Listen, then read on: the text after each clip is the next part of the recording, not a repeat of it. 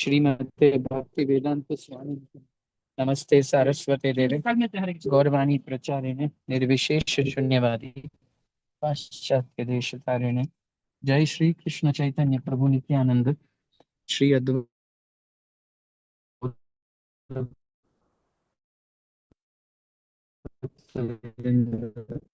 Hare Krishna, Krishna Krishna. Prabhu, can you turn off that music? No, don't please. So let us quickly start now. We will read the verses. Om Namo Bhagavate Vasudevaya. Om Namo Bhagavate Vasudevaya. Om Namo Bhagavate Vasudevaya.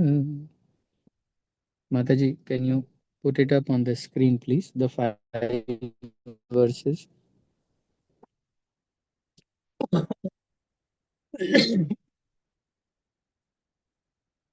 Thank you. प्रकृते क्रियमाणानि गुणैः कर्मणि सर्वशः अहंकार विमूढात्मा कर्ताहमिति मन्यते. Let's go directly to the translation, please.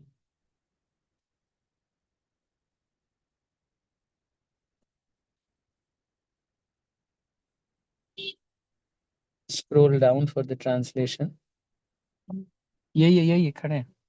Thank you. The spirit soul, bewildered by the influence of false ego, thinks himself the doer of activities that are in actuality carried out by the three modes of material nature.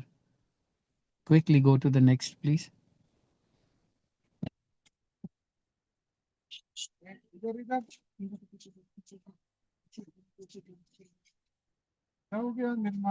तत्त्ववित्तु महाबाहो गुणकर्म विभागयोः गुणागुणेषु वर्तन्त इति मत्वा न सज्जते. Translation, please.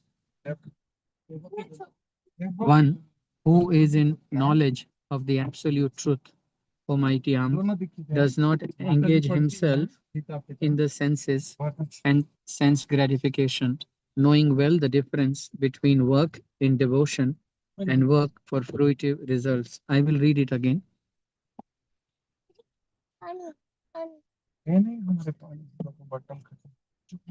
I'm going to read it once more. One who is in knowledge of the absolute truth, O mighty armed, does not engage himself in the senses and sense gratification, knowing knowing well the difference between work in devotion and work for fruitive results. Next.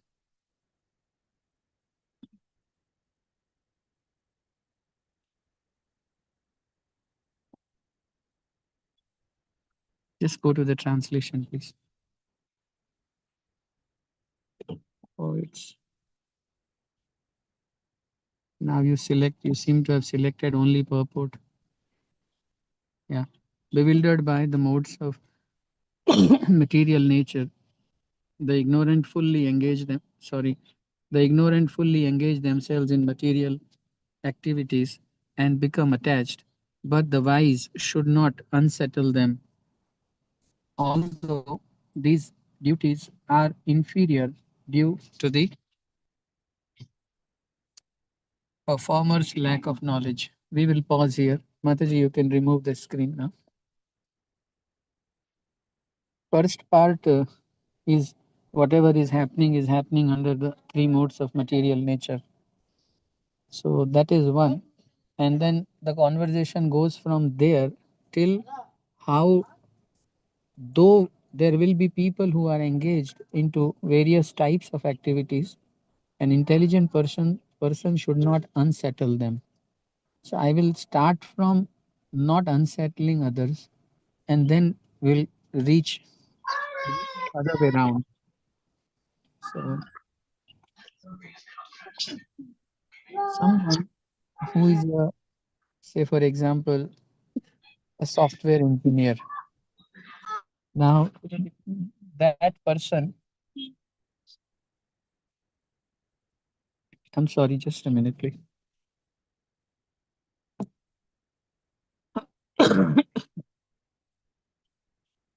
Now suppose one of you went to that person for to preach to him or her, And if your preaching begins with, "What are you doing? You're wasting your life in software. Life is not meant for this. Life is meant to perform bhajan. Many times you have done this, many lifetimes you have done this. Now just give it up." Krishna doesn't like it. He's saying, don't unsettle the ignorant. Very important lesson, particularly in our institution, International Society for Krishna Consciousness. Initially, when this fired up preachers who join the movement, and they have no idea. Their only difference is they have come to know about something which others do not know about. That's all. They only merely as an information know it. Mataji, please don't chant. They do not have, they haven't realized this knowledge. And due to lack of realization, when they go to preach, they, जैसे हिंदी में कहते हैं ना कि नया मौलवी जोर से भाग देता है. So the firebrand preachers, or fired up preachers, not firebrand, they go and actually unsettle. And that's violent preaching. One should not do that. So why should one not do it? You have to understand the principle of Krama Mukti. Krama Mukti means Dharma, Artha, Kam, then Moksha. Srila Prabhupada preached something that was about Pancham Purusharth, which was neither Dharma nor Arth nor Kam nor Moksha. It was beyond these four perfections. This is Krishna Prem. So yes, we have to encourage everyone to come to that platform, but not by unsettling them. Now the person will go to sleep disturbed and with an inferiority complex. And because he is stuck there, he will not be able to leave also. So what happens is, now the person doesn't belong to any place. He is attached with his software job and he is having guilt. So what did you achieve with such preaching? In the next verse, the Lord would say, the wise should encourage them, like how a father encourages a child. The wise should encourage them, not disturb. Hare Krishna, Prabhuji. Prabhuji, Yes, one Prabhu. doubt I want to ask. Actually, Prabhuji, he is doing his responsibility, and he is earning based on that job. So why the thought of uh, unsettling also should be there? That is not clear. Very No, nice. we should not unsettle. That is okay, but this is not I very understood clear, you. Prabhuji. Mm. The example that I chose was about a job, but actually it can be about a hobby also. Somebody likes to paint, someone likes to sing. You understand? And it may not be his occupational duty. In the example of software professional, it appears that occupational duty is essential for survival. At one level, Badri Vishal Prabhu, that is also Maya.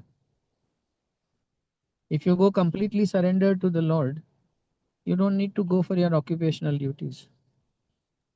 You can depend, but then provided you are completely surrendered. What happens is when these fired up preachers unsettle, it basically means they discourage them from what these people are doing and they can't settle them into the new position. So very subtly and for a very long time, they need to be encouraged. You all will understand this concept when we go reach chapter 6.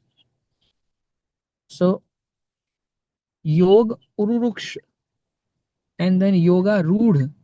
These are two concepts, which means one who is striving to connect with the Lord. He hasn't done it yet. He's striving for this. It will take a long time. Once yoga rude, like you are on the top of a horse and horse is in your control, that's a separate thing. So here, of course, one is occupational duty, that why should he leave and why they, what, where is the question of unsettling?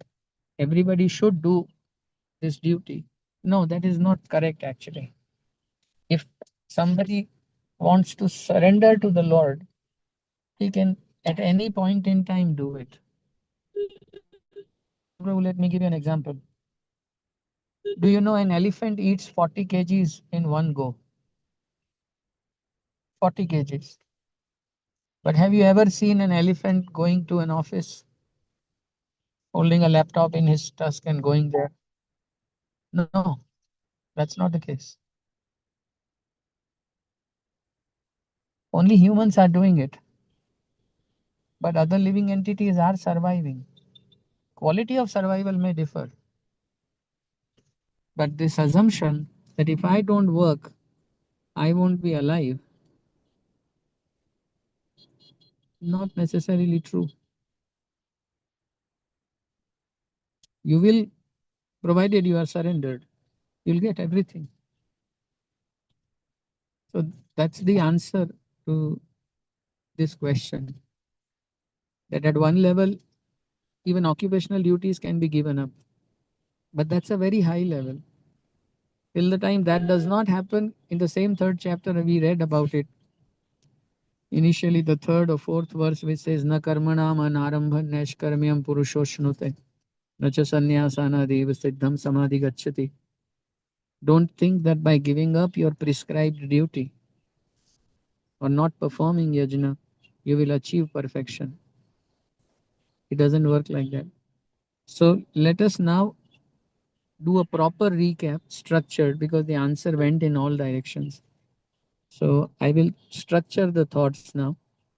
Number one, when somebody is very new to the process, then he should be encouraged to continue doing what he is doing. Alongside, the wise should engage this person into various devotional activities. I'm not going to tell all of you DRDO scientists to give up this mindless pursuit to understand, to decode what material energy is. And no, you do what you're doing. But once a week, you come for the class. When you wake up, you bow down to the deity. You try chanting names of the holy of the Lord. Do those things. Those things will help. Then gradually you will come to this conclusion that actually the company of devotees gives more pleasure than the company of your colleagues. But I don't have to say it. It will happen to you. Then you will also realize that you relish reading Bhagavatam and Bhagavad Gita much more than going to office. Why should I say it?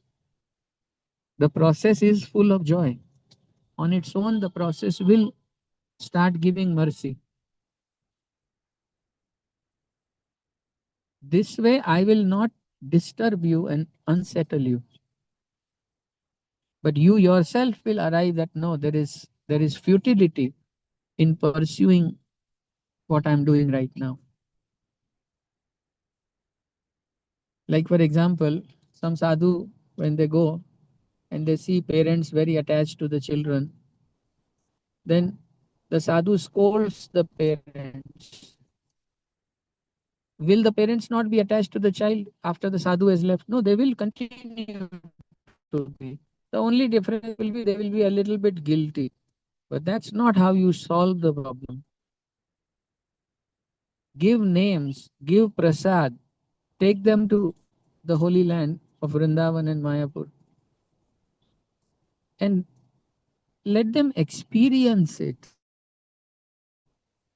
That's why Prabhupada said 99% of the preaching is your own conduct. Then you can preach properly. So that's what we mean when we say the wise should not unsettle them. Rather, let them do what they are doing, but encourage them to engage into devotional activities. For years and years, Badri Vishal Prabhu, we have embraced the offers of material energy. Overnight, we cannot leave. We cannot. We must understand the science of transformation. We must understand. The science of transformation means it is a process. A, C, D, like that, one leading to another. You cannot jump from A to E no matter how much intensely you desire. It's a process. So let those thoughts organically appear in the region of the heart. Organically appear, not forcefully. That's why in colloquial language we heard धीरे धीरे रे मना धीरे सब कुछ होए माली सी जे 100 घड़ा रुताए फल होए. Oh, my mind, go slow.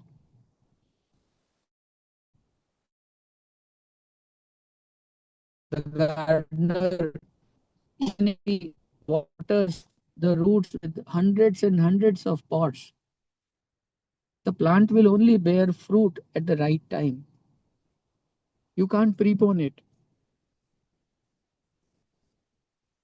That's why धीरे धीरे रे मना धीरे सब कुछ होए, because everything is a process. Krishna is just saying somebody who is in mode of ignorance and a little bit of mode of passion. Now, because he had some piety, he invited a sadhu. Then the sadhu,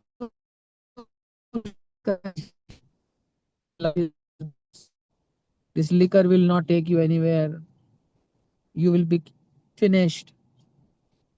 Manushya Rupen, Mragascharanti, in the form of a human body. You are acting like an animal. You throw some more Sanskrit slok. But you unsettled him. No, no, no, no, no. Just give. This discontinuity aside, but you by now must have experienced week after week our conversations are about how great Krishna is, how great the process is. How many times have I taken any one of you for a ride? Saying you guys are good for nothing, you don't know anything, this, that, you are in Maya, ta, ta, ta, ta. No. Now understand the second part of it, which is about this is a glass, not like a mirror, like the glasses that we put on, spectacles. This is a lens today. Today your eyesight is going to change. Your way of looking at world. Now you put on the spectacle provided by Krishna. This verse, Prakrite Kriyamanani Gune, it's that spectacle. It's the lens with which a spiritual person looks at the world. So now kindly relish. I will spend next 30 minutes on it as how this vision is to be acquired. Everything that is happening under the three modes of material nature. Due to false ego, ahankar, removed atma, stupid soul, considers karta aham itself as the doer, iti manyate, considers. So let us see what does that mean. If you have overeaten, then you are going to face digestion issues. Now lying on at your bed, you are philosophizing. Oh, this body is giving pain, this body is source of pain. Sir, what you simply overate, that's it, nothing much. There is a cause and effect relationship. We are just like puppets. Whatever is fed into our system, only that will come out. Nothing extra can ever come out of us. So our systems have been fed with a specific type of mode, largely ignorance, little bit of passion. In chapter 14, Krishna will start talking about modes at length. In 16, 17, and particularly in 18, he will elaborate like anything, every mode. And then the further, bifurcations and trifurcations. When you perform sacrifice, what is the sacrifice in the mode of ignorance? What is the sacrifice in the mode of passion? And what is the sacrifice in the mode of goodness? Krishna will talk about it. Same thing for austerity also. He'll talk about it. Prasad also. So he says food, which is in mode of ignorance, is putrid, is untouched, untouchable, because it's basically, the body parts of another entity, non-vegetarian, and it is rotten and it stings. Right now, you can't relate with what is being said, but I'll give you the example and you will be able to relate. So you say KFC, Kentucky Fried Chicken. That's the food in the mode of ignorance. Just imagine for a moment when the throat of a chicken or of a hen is being slit. At that time, there is a huge rush of hormones born out of fear and extreme anxiety. And all of those hormones get mixed up with the blood of the chicken. And then that's what we consume. We, as in those humans who, take part in the food of ignorance. Then Krishna says, when you eat such kind of food and other activities as well, then there comes an effect of that mode of ignorance. What are the effects? So he says darkness, fear, a lot of sleep, indolence, inactivity, lethargy. These are the effects, output. The input was, of course, there are many other inputs. It's not just consumption of non vegetarian food, but of course, it is one of them for sure. So when you see somebody, who can't help it but to sleep for 10 hours, 11 hours, 12 hours, this is the effect of mode of ignorance. But you should not go and say, oh, you know what, you are in the mode of ignorance. He doesn't even know. Don't give these heavy words. Just understand. So starting today, when you see people with depression or anxiety or laziness or any of these things, then you should relate, oh, this person knowingly or unknowingly engaged with the lower mode. And that's why this person is now experiencing. And when his extent of engagement will finish, the effect will also disappear. After that, even if the person wants, it won't stay, it will go. Then Krishna says food prepared in the mode of passion, chatpata, tala hua,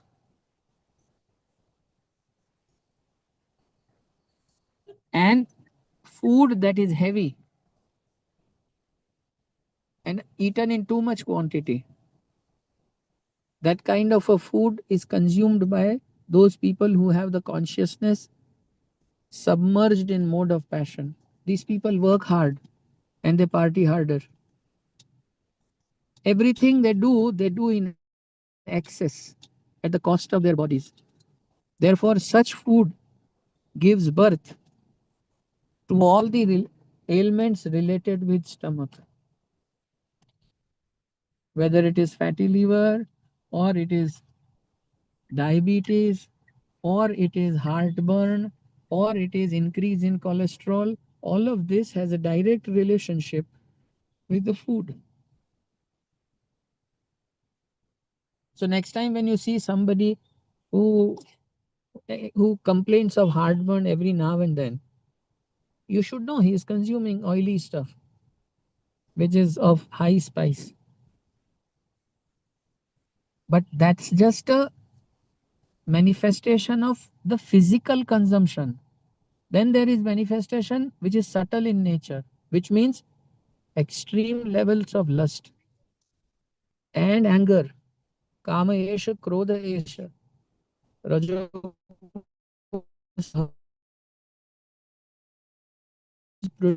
mode of passion. So the kind of food you consume results in the kind of thoughts you get. And we associate with thoughts. So we get affected by them. You will be, as you are hearing all of this, you will be very surprised that this was never known to you. That whatever is happening under the three modes. So somebody who is honoring, food which is sanctified, which is fresh, which is fattening a little, snigdha, that kind of a food, it gives strength, it gives age. I'm sorry, it gives age, it gives strength, vitality also, pleasure as well. That's a mode of goodness for you. So the food is deciding the kind of thoughts we are going to have. There are many other factors besides food, but I'm just giving you one. But starting today, when you look at people, look at them from this angle of vision. You come across this very healthy person, and you just like when we look at our Uttam Damodar Prabhu, you know, uh, and then when you look at his diet pattern, you can relate that he is largely consuming food which is in the mode of goodness, and therefore he is not experiencing those many issues. That's how it works. Then if you perform, dan, yajna, tapasya in different modes, it gives you different types of results. Mode of ignorance, mode of passion, mode of goodness. So everything is very, very typical and it is already defined. So then when you look at even the colors, leave aside other things. It's sorry about it. So here,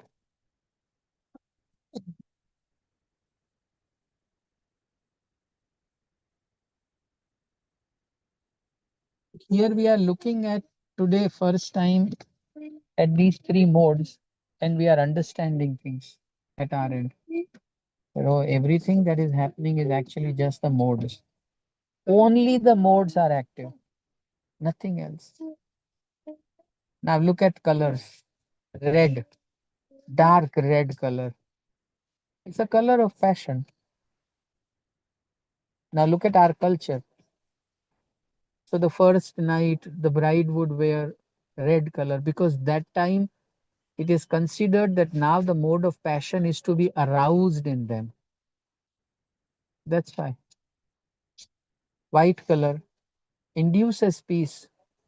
For some reason, if a woman gets widow, then her senses should not bother her. Therefore, the white colors. Today, the whole thing has been taken completely out of the context in the name of women empowerment and this, but otherwise, it's a very, very scientific process. When Kakai was upset, then she took shelter of dark black color because that was ignorance. So, these things actually induce that particular mode in us and subsequently the effect of that mode. Therefore, it is called a science.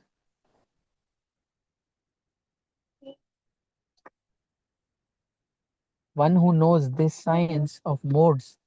When you say Maya, Maya, Maya, illusory energy, you can't think beyond Mother Durga.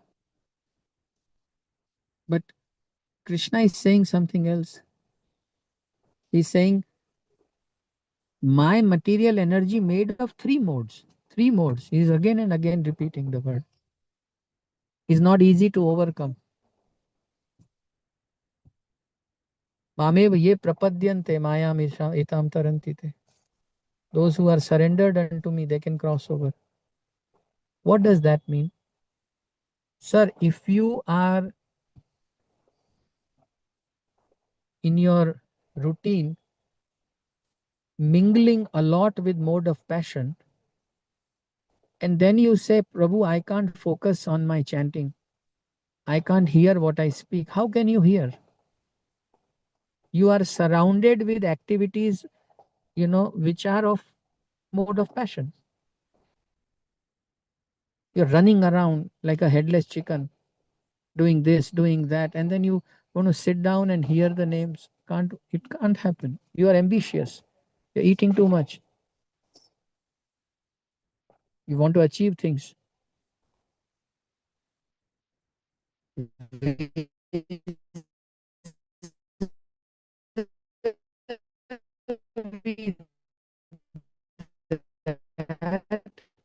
Look at how, just go and read Mahabharata. Look at the schedule follow. Why would they touch the water? Hare Krishna. Mataji, can you hear me? अभी ठीक है प्रभु। थोड़ा भी disturbance हो टोकिएगा please. ठीक है माताजी? Okay, Prabhuji. Okay. So when you look around, just look around. Step out, go into your balcony and just peep out.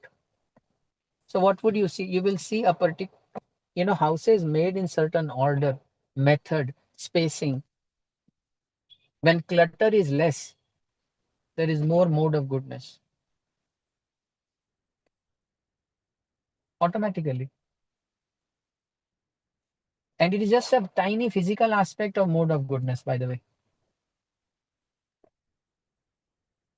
When those sages would touch the water, sit down, and then they will perform pranayam for 7-8 minutes, particularly Anulom Vilom. I'm telling you, if you have highly agitated mind, just sit down, focus on your breathing, not with the purpose of clearing of your, the blockages, but with the purpose of calming the mind. And you will see an instant effect. Then you will realize, oh, okay, this is what they mean when they say calming the mind. Either it's a sleepy mind, it's a hyperactive mind, or it's a moderately active mind. A sleepy mind is the worst because it can drag you down without your knowledge. A hyperactive mind will produce so much of industry in the world. Just step back and look around. Look at factories. Just the aluminium foil that mothers use in their kitchens. I mean, there are factories like Kanoria Chemicals and so on and so forth who are becoming billionaires producing this. at mass scale, heavy industry, machinery, heavy machinery, characterizing mode of passion only. I'm not getting into right or wrong. I'm just saying the amount of buildings, the subsequent pollution, space issues. Why, when you go to Canada and live under, 0 degree or below 0 degree, you hit depression because you're not looking at sun for months. Which all places are there where you are hitting depression? Look around and you will be able to find, oh, the highly cluttered spaces, highly irregulated lifestyle. Now you think of a nightclub and those flashy lights, that's mode of passion. If you are there, you can't think of Krishna for long because the modes are not supporting. That is why when we say temple, temple, what does it mean? Now, like-minded individuals have come together. All activities are conducive. So therefore, thinking about Krishna becomes easy in a temple. Managing the modes is the aspect. Just a second, please.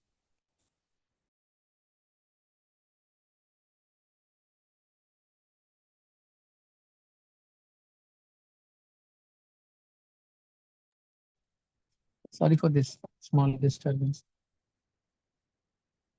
So only modes are active, nothing else. No matter what variety of thoughts are popping up in my brain, I am going to be on top of the world. I will be the number one cricketer in the world. And then you go on a stage and you receive Oscar and you receive Nobel Prize and you cry and you say, I suffered and burnt midnight oil. This is life. Life is meant for fulfillment of desires. Just set your eye on the goal and then don't give up. Hello, sir. Just realize this is mode of passion blabbering. That is it. And when you will not be able to produce results, this mode of passion will give you a lot of heartburn, a lot of it. You will feel irritated. You won't like anybody. All of this will happen. So, my point, limited point, is this: starting today, try looking at things from the point of view of modes and only modes. Ahankar Vimud Atma, stupid soul, considers itself as the doer. Haribol. There's no other way of looking at the world. I'm telling you the truth. You see somebody who's crippled on the road begging, you feel sympathetic, but you are actually ignorant because you are not seeing why is he there where he is today. Sympathy, compassion is all permissible. I'm not saying that. I'm just saying don't just get so blown away by the wave of sympathy that you stop realizing that this person must have caused a huge mischief to have deserved this life. I'm telling you about me. If I'm not the most good look, forget about most good looking. If I'm not even average good looking, example, that's because I don't have the necessary piety or I don't have the desire. I'm not the most rich. Forget about that. I'm lower economic class. There are again two reasons. Either I don't want it or my piety is less. When your piety increases, you will read in chapter 6, automatically you will be born with parents who have. Rahul Gandhi got Gandhi family and Abhishek Bachchan got Amitabh Bachchan. He didn't work for it in this life, but he did earn it in some of the previous lives. Only modes are active, and that aspect has to be kept into our consideration set now and forever. Even if you have to succumb to the desire, even if you have to succumb to the desire, at least just say, I am not able to control this desire, but I know there is only this. There is only this mode of passion which is impelling me to do it. And I'm feeling forced to do it. Things like we feel forced to sleep more, we feel forced to engage with more food. All these things keep popping up in our heads. And then we get reactions of those things. Welcome to the world of Bhagavad Gita. It is this world that is actually karm. People don't understand. They don't.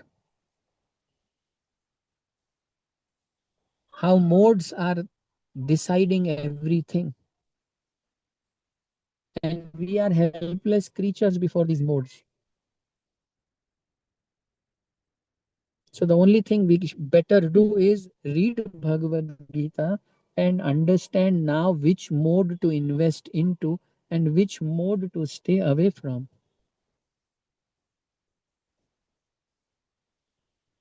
That's the only way out. Then after some time, you will see the effect, not instantly, after some time. And there will be life worth living. Now I take you back to the part called process of transformation. If you are oversleeping, reduce it by 15 minutes. Stick to that schedule for 3 months at least. Reduce it by 10 more minutes. Again, stick for 3 months. Don't disturb yourself much. In 5 years, you will realize what it means to change from one mode to another.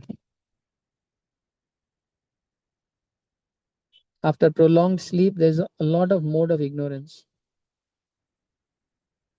That's why when you splash your eyes with water, then suddenly mode of passion emerges. You can't get up and start chanting. You will sleep back. You will sleep back. So you go gradually from ignorance to passion and then passion to goodness. So you clean the room and you sit down at a proper place. So that because the mind will then remain calm, it will not get disturbed.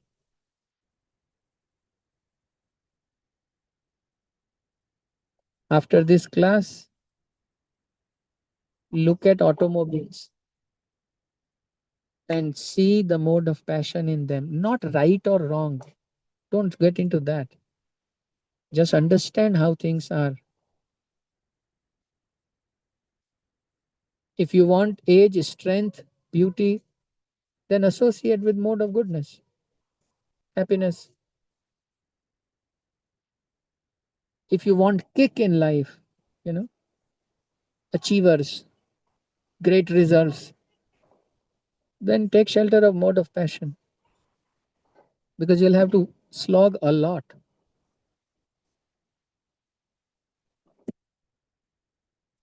If you just don't want to tax your brain and flow along, then embrace mode of ignorance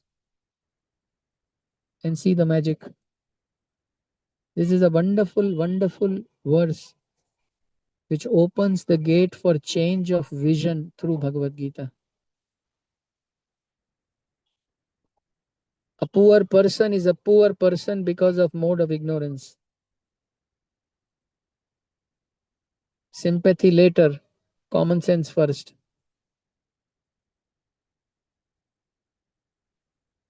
A person who is constantly agitated has become achiever.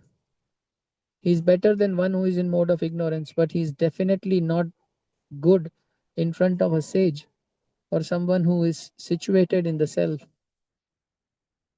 peaceful, doesn't want much. And mind you, in our DNA, the current signature that is there of our entire being, that also is definitely, it undergoes transformation.